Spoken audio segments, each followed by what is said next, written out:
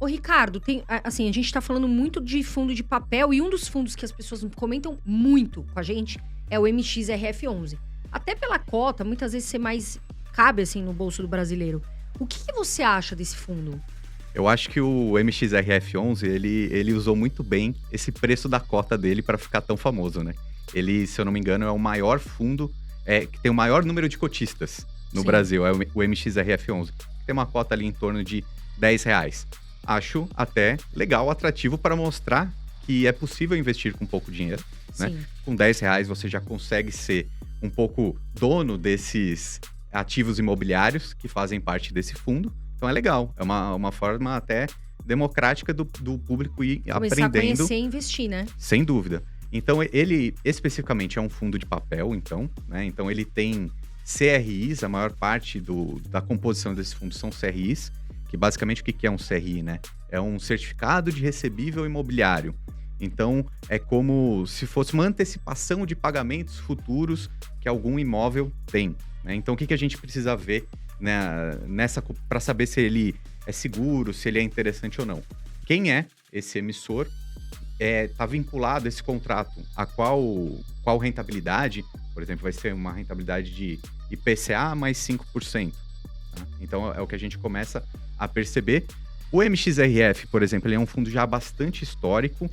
Antigamente ele tinha uma característica de ser um fundo mais arriscado, tá? Então eu acho que é legal a gente começar a falar para o público que existem fundos mais seguros e fundos mais arriscados, mesmo dentro de uma mesma classe, como os fundos de papéis. Então, antigamente, ele tinha uma característica de ser mais arriscado. Ou seja, esses contratos, esses CRIs que ele tinha ali dentro, eram mais arrojados. Iam pagar inflação mais 10%, por exemplo. E aí, esse emissor, ele tem um pouco mais de problema de crédito, né? Porque é mais caro. Ele acaba tendo que pagar mais nesse CRI porque ele tem, sei lá, menos nome na praça. Então, existem fundos imobiliários, mesmo de papéis, que são mais arriscados, né? A gente costuma usar o nome de high yield, Sim. que são os fundos um pouco mais arriscados. Então, o MXRF, ele historicamente tinha essa característica de ser mais arriscado.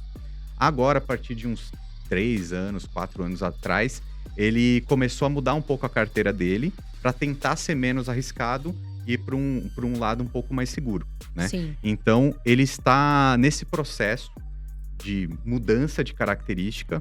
Então, hoje em dia, ele é um fundo muito mais seguro do que ele já foi antes, embora ele ainda não seja aquele fundo mais queridinho dos analistas, né? Eu acho que até por causa desse histórico, teve aquele problema na CVM, ao meu ver, por causa desse histórico, né? Esse problema foi muito falado, né, Ricardo? O pessoal ficou com medo, todo mundo falou o que vai acontecer, né? Exatamente. Teve uma questão que a CVM fez uma autuação, uma investigação, digamos assim, e usou o MXRF como um caso real, né?